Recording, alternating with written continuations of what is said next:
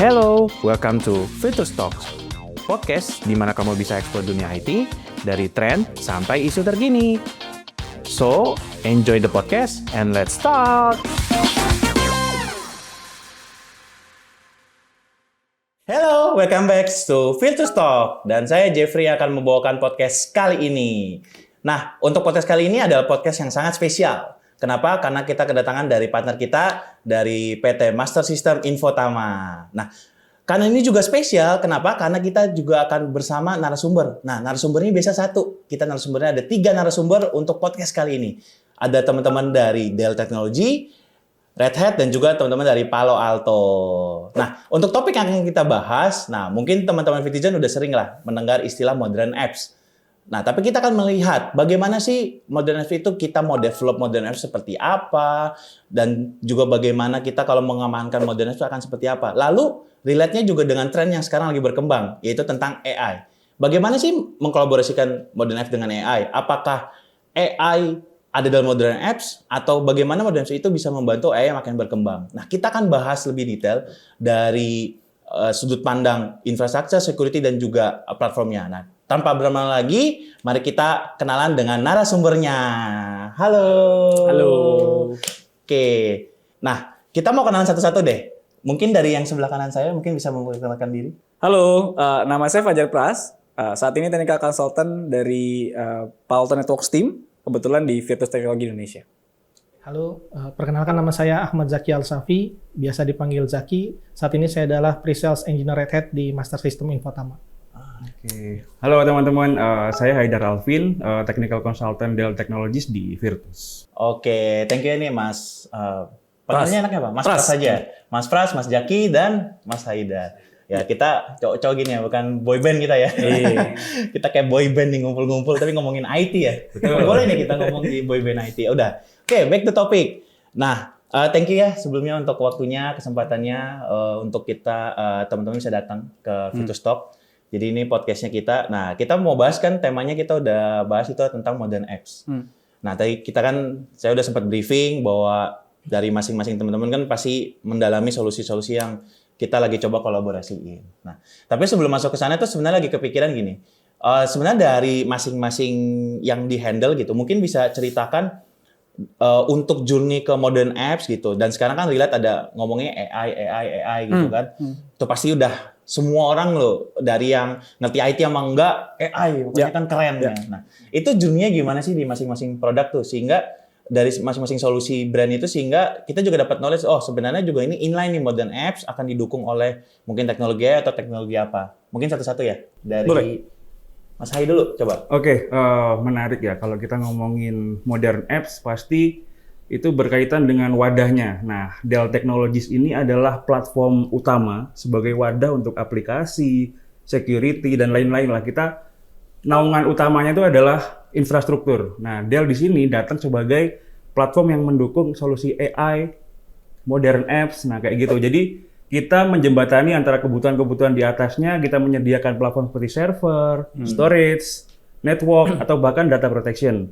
Oke. Jadi nanti kita akan ngobrol lebih lanjut lagi terkait fitur-fitur itu. Jadi kalau dari Dell sendiri kita adalah based on platformnya dulu gitu. Oke, berarti sebenarnya kalau Dell melihatnya dari based on platform kayak kalau ngomong kita mau bangun sebuah itu kayak rumahnya gitu. Fondasinya. Fondasinya. Betul. Jadi Ya. fondasinya, dan juga trennya juga arahnya tadi udah sempat dibahas ya ke ada ya AI udah pasti mengikuti kan. Betul. Gitu. Oke, nextnya mungkin dari Mas Jaki.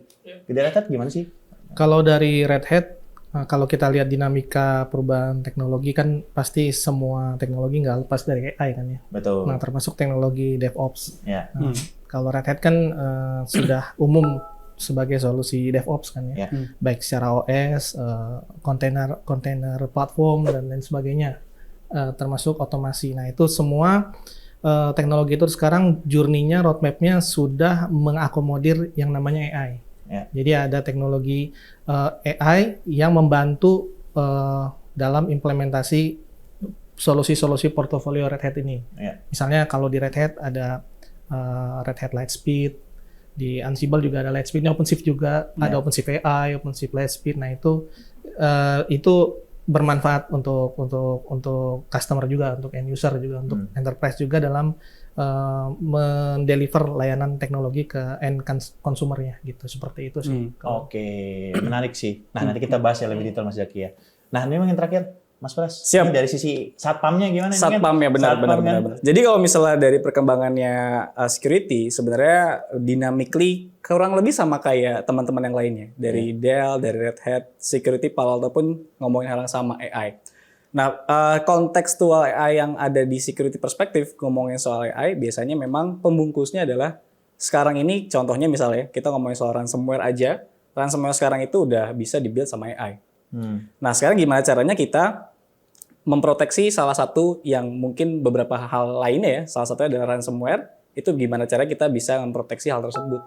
Nah, salah satunya kurang lebih seperti itu. Jadi memang contohnya Palo Alto, gimana caranya giving secure experience di level sana. Oke, nanti kita bahas lebih detail. Nah, menarik sih, mungkin tadi kita lihat ada ngomongin AI. Sebenarnya AI itu kita mau identikan gini, karena kan modern apps kan, ya kita udah tahu lah ya, banyak kita bangun modern apps, itu sudah mungkin udah 3-4 tahun, mungkin ada yang juga sudah deploy, tapi kan bagaimana ketika, mungkin ada yang belum juga, masih materi tradisional, ketika move ke modern apps kan pasti mereka juga udah mau yang the latest. Modern apps itu sekarang trennya kan seperti apa? Penjelasannya tadi udah, nah mungkin saya mau lebih deep gini, dari satu-satu, mungkin pertama dari Dell Technologies dulu ya, mungkin dari Mas Hai, pengen penasaran sih, Mas, dari sisi solusi infra yang sekarang itu bisa membantu ketika orang mau modern apps itu bisa lebih terbantukan gitu dari solusi dari Dell. Mungkin pengen tahu kira-kira. Siap Pak Jeffrey. Jadi gini, kalau Dell Technologies seperti yang saya mention di awal tadi ya, sebagai fondasi atau sebagai rumah untuk wadah-wadah teman-teman aplikasi, teman-teman DevOps untuk mengembangkan aplikasinya. Kalau di Dell itu kita jadi provider untuk teman-teman. Jadi kita menyediakan wadah untuk interkoneksi, untuk compatibility dengan teman-teman apps. Jadi kita menyediakan server, storage, atau network yang memang sudah bisa ngobrol nih dengan kontainer, dengan Kubernetes platform, dan lain-lain. Jadi kita misal di storage kita sudah embed beberapa fitur seperti CSI atau CSM. Nah, itu bisa buat teman-teman di Red Hat, terutama buat koneksi atau ngambil data dari storage. Kemudian kalau lagi kita ngobrol tentang AI, kita menyediakan beberapa jahitan solusi ya, seperti server yang sudah banyak seri GPU-nya di kita, bisa kompatibel dengan NVIDIA, dengan AMD, atau dengan Intel gitu. Kemudian kalau storage kita balik lagi, kita juga based on kebutuhan. Ada yang block, ada yang file, ada yang unstructured ya, atau yang objek. Jadi tergantung kebutuhan lagi. Teman-teman yang DevOps atau teman-teman aplikasi itu, kita akan menyediakan beberapa compatibility yang bisa digunakan di kita. Gitu sih. Oke, menarik ya. Berarti cukup banyak sebenarnya kan. Ya mungkin teman-teman Vitizen juga udah tahu ya kalau memang dari sisi data teknologi memang fokusnya kepada infrastruktur. Kan? Betul. Tapi dari sisi tadi penjelasan dari Mas Hai sendiri, infrastrukturnya pun sudah cukup, bukan cukup, bisa dibilang komplit ya. Komplit. End to end kita. Dari sisi compute-nya bisa dibantu dengan ada server yang dengan kemampuan komputasi AI yang mungkin banyak yang menggunakan GPU.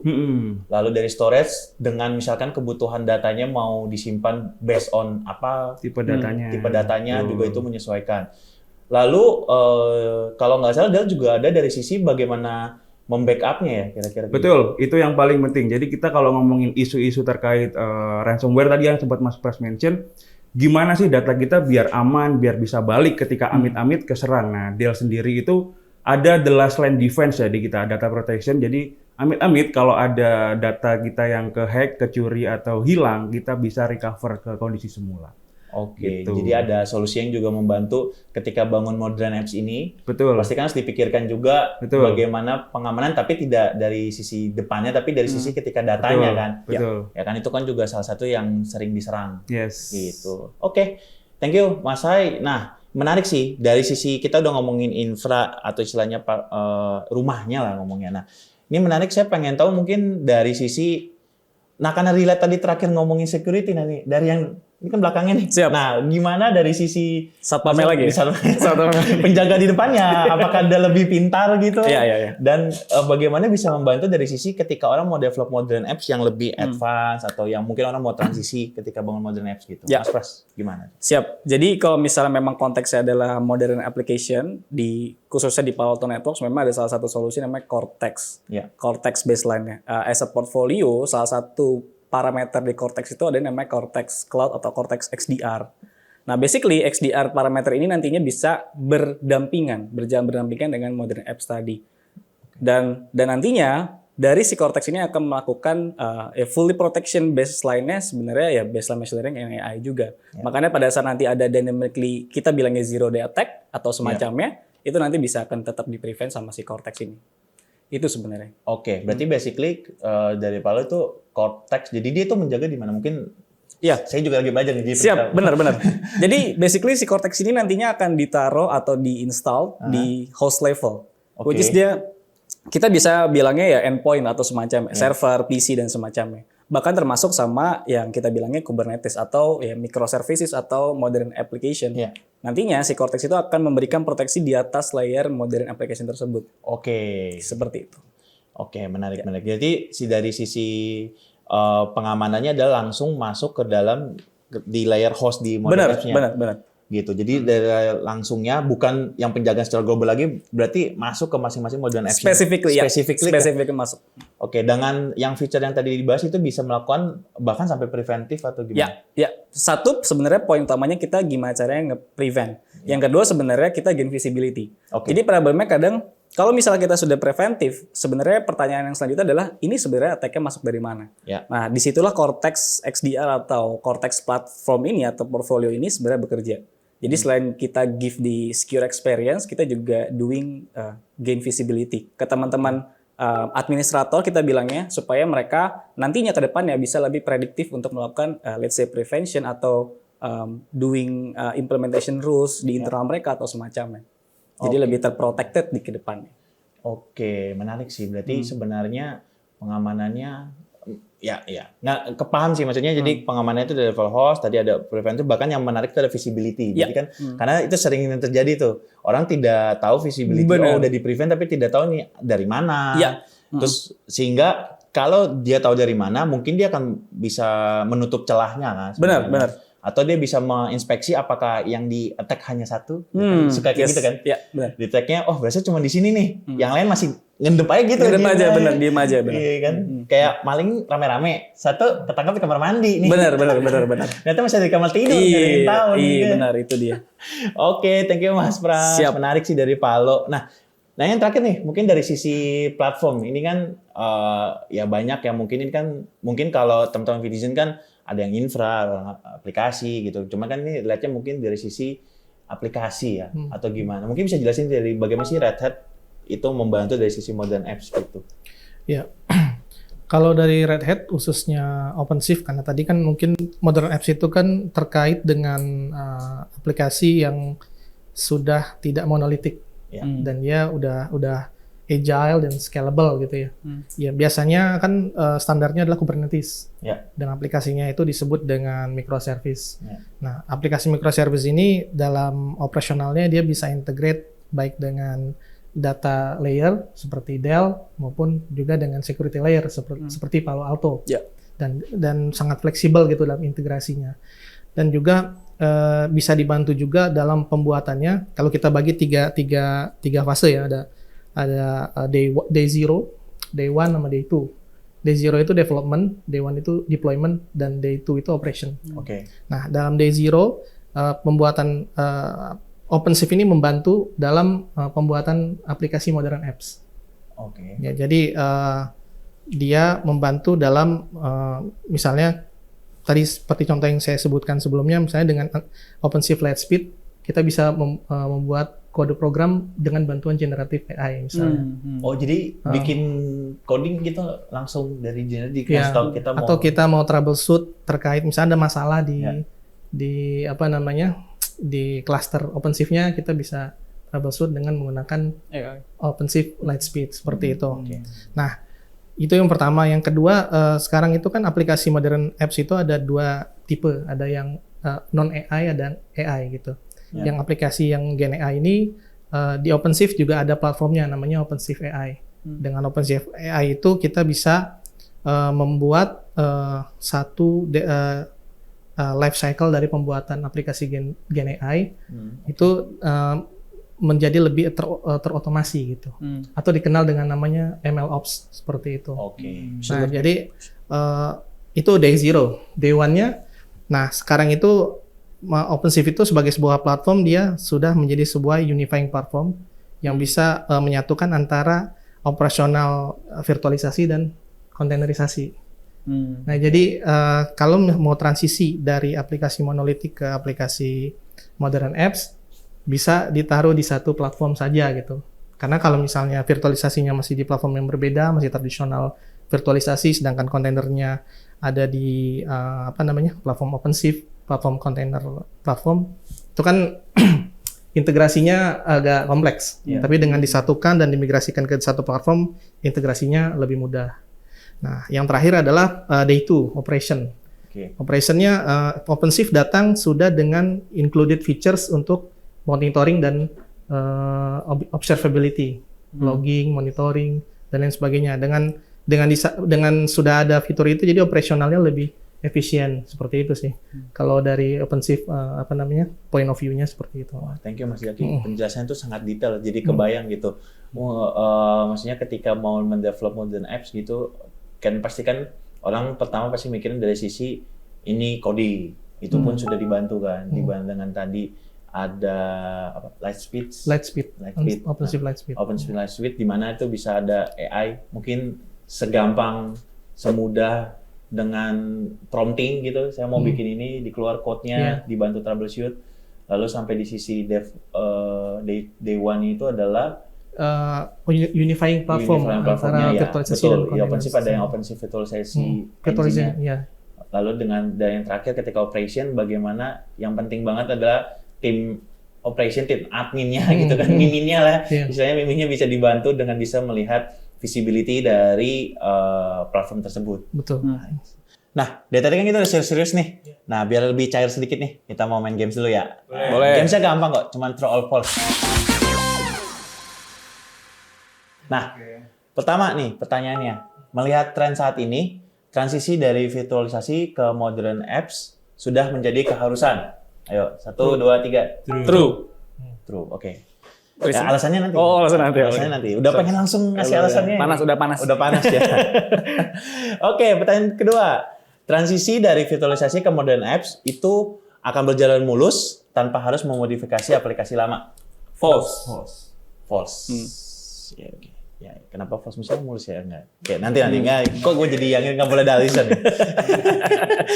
Oke, nomor 3. Pertanyaan terakhir ya. Kombinasi solusi dari Dell, Red Hat, dan Palo Alto menghasilkan modern apps yang aman, scalable, dan siap untuk digunakan. True. True ya, semangat nih. Oke, nanti kita akan bahas. Nah, jadi penasaran itu yang nomor 1 sih sebenarnya. Melihat tren saat ini, transisi dari virtualisasi ke modern apps itu menjadi keharusan. Kenapa sih True? Mungkin saya pengen dari Mas Zaki dulu. Kenapa sih itu True? Yang pertama kan karena sekarang itu dinamika perubahan teknologi dan perubahan khususnya perilaku konsumen gitu ya. Itu kan semakin dinamis gitu. Bisa berubah dengan cepat, belum lagi peraturan, tren, sosial media kayak gitu. Nah, dari perubahan-perubahan itu kan pasti ada opportunity ya untuk enterprise, untuk perusahaan, untuk layanan digitalnya supaya bisa dikembangkan lagi biar bisa mengambil opportunity bisnisnya gitu kan. Nah, aplikasi modern apps ini dia akan mengikuti perubahan tersebut kan. Nah, kalau dia mau ngikutin perubahan tersebut berarti time to value-nya harus cepat. Nah, kalau time to value harus cepat, dia harus punya beberapa karakter. Yang pertama, dia harus aman gitu kan nih. Kedua, datanya, integrity-nya harus ada. Yang ketiga, dia harus uptime terus gitu. Nah, kalau aplikasi yang berbasis monolitik, kalau mau berubah itu agak berat gitu ya. Kayak misalnya orangnya agak gemuk gitu, susah untuk bergerak kayak saya gitu misalnya. Nah, kalau misalnya modern apps itu lebih ringan analoginya, jadi dia lebih gampang untuk bergerak dan berubah. Dan ketika kita mengubah itu dijamin tidak ada downtime seperti itu. Jadi modern apps itu sudah menjadi keharusan sih sekarang. Thank you Mas Jaki. Menarik sih memang itu jadi keharusan. Nah, penasaran dari sisi kan kalau Mas Jaki sesuai nih dari sisi security. Waduh, kenapa? Saya jadi ngeri jawabnya nih. Iya. Jadi kebetulan disclaimer sedikit, saya bukan orang aplikasi. Oh iya. Jadi mungkin kalau misalnya ada kata-kata atau mungkin terminologi yang salah, mohon dimaafkan sebelumnya. Iya. Jadi kenapa sebenarnya virtualisasi microservices atau kita bilangnya update kita dari virtualisasi atau monolitik kita butuh ke microservices. Sebenarnya pokok utama idenya adalah gimana caranya kita mengajar agility. Sama yang kedua sebenarnya terkait dengan ROI. Karena pada saat kita ngomongin monolithic application dengan dibandingkan dengan microservices, itu costingnya pasti akan berbeda. In the long term itu akan lebih murah sebenarnya harusnya itu microservices. Karena pada saat kita ngomongin function atau aplikasi yang harus jalan, kita bisa separated pilih apa saja function-function atau apa saja aplikasi-aplikasi yang spesifik kita mau butuhkan tanpa harus kita deploy the whole thing dari si aplikasi tersebut. Jadi kita bisa separated doing deployment application. Oke. Masnya benar bukan orang aplikasi. Iya, penjelasannya kayak seperti orang juga. aplikasi nih ya. Saya takut salah makanya. Jadi jangan saya impostor sih. Enggak ya. Oke, mantap sih. Jadi dari sisi memang ya penting dari kata kunci tadi ada agility, itu kan satu yang poin yang penting gitu. Nah, dari Mas Said, tanggung nih kan, ini udah memberikan jawaban kan. Menarik. Dua jawaban tadi itu sebenarnya saya malah merangkum ya. Jadi dari keywordnya Mas Zaki tadi terkait availability, Mas Pras tadi agility. Jadi sebenarnya Dell itu sudah bertanggung jawab lah ya istilahnya untuk menyediakan kedua hal itu. Jadi kita itu dari sisi infrastruktur ya harus menyediakan dua tadi. Nah dari Dell sendiri sebenarnya ada satu keyword lagi nih yang bisa kita tawarkan, yaitu flexibility. Jadi orang-orang aplikasi, orang-orang developer itu maunya yang gampang makainya dan nggak ribet ketika scale up atau scale out gitu. Jadi kalau di storage Dell itu sebenarnya opsinya banyak, storage atau server ya itu berlaku di infrastruktur kita. Jadi kalau misal kita ada opsi ya, misal kalau mau pakai infrastruktur yang mau di scale out gede, kita ada nih di clustering, misal pakai hyperconverged. Atau kalau mau scale up aja ya kita bisa koneksikan dengan Sun Storage, NAS Storage atau Object Storage yang sudah pakai S3. Gitu sih. Jadi kita kombinasi nih ketiganya gitu. Oke. Thank you Mas Said penjelasannya. Itu saya mau nanya detailnya malah udah dijawab semua. Jadi bingung nih habis ini kan. Mau kelar mau gimana gitu kan. Kayak semua udah dilahap nih kan. Dari Dell udah menjelaskan, dari Data juga tadi udah juga menyinggung, dari satu pertanyaan tadi juga udah menyinggung gitu kan. Dari sisi security juga tadi sudah Masnya benar Mas ya? Iya benar juga. Saya masih meragukan gitu jawabannya gitu kan. Nah, mungkin ini untuk ya bisa dibilang ini kayak closing lah. Closing statement dari masing-masing bahwa bagaimana bisa memberi insight kepada teman-teman Vitizen bahwa ya bagaimana kita membangun modern apps dibantu dengan solusi dari yang teman-teman bawakan itu apa yang menjadi key point. Jadi kayak key point Mas. Sederhananya gitu. Mungkin dari Mas Pras dulu dah. Tadi kayak security ini. Wah, iya benar juga ya. Saya jadi grogi. Dulu security Mas. Oh, siap. Oke, sebenarnya key point-nya adalah dari Palo Alto sendiri, fokusnya memang lebih ke arah gimana caranya kita ngasih security experience di microservices, let's say. Nah, yang paling bisa di-notice atau poin-poin yang memang bisa di-deliver sama Palo Alto, salah satunya adalah gimana caranya proteksinya. Itu yang pertama, dan yang kedua adalah gimana caranya si Palo Alto ini atau si Cortex portfolio ini, karena memang specifically ngomongin Cortex, jadi gimana caranya dia bisa gain visibility-nya buat dijadikan sebagai insight ke teman-teman administrator ataupun user pada umumnya. Oke, menarik. Oke, lalu dari Mas Zaki dulu deh. Oke. Mungkin dari pembicaraan kita sebelumnya, mungkin bisa saya simpulkan bahwa OpenShift itu adalah sebuah platform modern apps yang holistik. Jadi dia bukan sekedar platform Kubernetes yang cuma bisa untuk menjalankan modern apps, tapi juga dia memiliki included features yang banyak gitu ya, supaya DevOps cycle itu mempercepat time to value dari modern apps. Dan juga dia fleksibel, dalam artian bisa terintegrasi dengan berbagai macam operational concern misalnya kayak security, data, dengan segala macam brand, dan dia juga scalable. Selain bisa di scalable dalam artian bisa extend, expand, dan bursting baik antar site on-prem dan cloud dan maupun multi cloud seperti itu sih.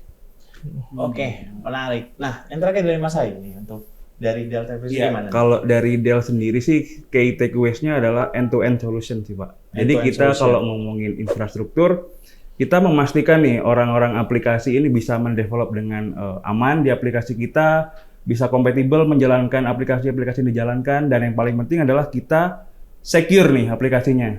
Jadi kita ada namanya solusi data protection yang saya bilang tadi di awal ketika sudah operasional berlangsung, amit-amit ketika ada serangan itu kita bisa dengan tenang mengembalikan data yang dalam tanda kutip hilang tadi ya gitu. Oke, menarik. Berarti dari ngomongnya adalah end-to-end solution, dari sisi OpenShift adalah yang holistic, istilahnya kayak platform holistic, dari sisi security Palo Alto istilahnya apapun atasnya gue protect lah, intinya begitu. Sederhananya seperti itu. Oke, thank you untuk penjelasannya. Thank you Mas Pras, Mas Hai, dan juga Mas Zaki untuk waktunya untuk join di podcast kali ini. Oke, dan juga thank you untuk teman-teman Vitizen yang sudah menonton. Nah, kalau teman-teman Vitizen mau tahu lebih detail, kita akan bahas lebih detail bersama teman-teman dari Dell Technologies, Red Hat, dan juga teman-teman dari Palo Alto. Kita akan mengadakan event kolaborasi pada tanggal 18 November 2025. Seperti biasa, teman-teman, jangan lupa like, komen, dan juga share kalau teman-teman merasa video ini bermanfaat. Dan kita akan berjumpa lagi di next Vitus Talk. See you! Bye-bye! Bye-bye!